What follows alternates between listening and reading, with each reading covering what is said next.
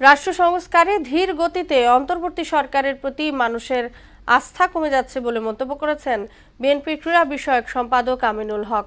দ্রুত একটি সুষ্ঠু নির্বাচনের জন্য দেশের মানুষ অন্তর্বর্তী সরকারের দিকে তাকিয়ে আছে বলেও জানান তিনি। বিকেলে উত্তরার আজমপুরে দলের কর্মী সভায় একটি সুন্দর বাংলাদেশ গড়ায় তারেক রহমান নেতৃত্ব দেবেন বলেও জানান আমিনুল হক। হুমায়ুন কবিরের রিপোর্ট।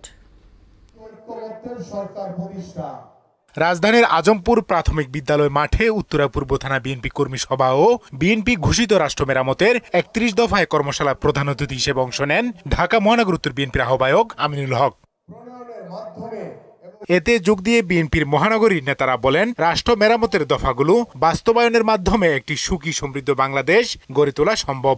রাষ্ট্র সংস্কার যে কর্মসূচি ৩১ দফা ৩১ দফা জনগণ ভালোভাবে নিচ্ছে এবং জনগণ বুঝতে পেরেছে যে তারেক রহমান সাহেব ক্ষমতা যাওয়ার পূর্বেই সে কিভাবে রাষ্ট্র চালাবে। ৩১ দফা যদি সঠিকভাবে বাস্তবায়ন করা যায়, বাংলাদেশের এক নতুন দিগন্ত উন্মোচিত হবে, নতুন বাংলাদেশ সবার কাছে নতুনভাবে উপস্থাপিত হবে।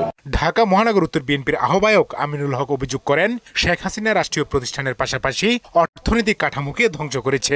গত ১৭ বছর ধরে এই স্বৈরাচার শেখ হাসিনার সরকার বাংলাদেশের প্রত্যেকটি রাষ্ট্রীয় প্রতিষ্ঠানকে ধ্বংস করে ফেলেছে।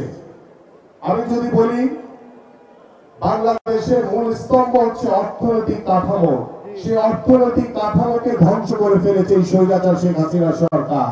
দেশকে অস্থিতিশীল করতে আওয়ামী লীগের প্রেতাত্মারা আনাচে কানাচে বসে ষড়যন্ত্র করছে বলেও অভিযোগ করেন তিনি। আওয়ামী প্রেতাত্মারা বিভিন্ন জায়গায় এখনো তারা বসে আছে, আনাচে কানাচে চলাফেরা করছে, বিভিন্ন ভাবে বাংলাদেশে একটি অস্থিতিশীলতা তৈরি করার জন্য ষড়যন্ত্র করে যাচ্ছে।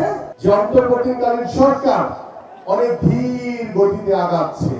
একটি সুষ্ঠু নির্বাচনের ব্যবস্থা করতে অন্তর্বর্তী সরকারের প্রতি আহ্বানও জানান বিএনপির এই জনপ্রিয় নেতা।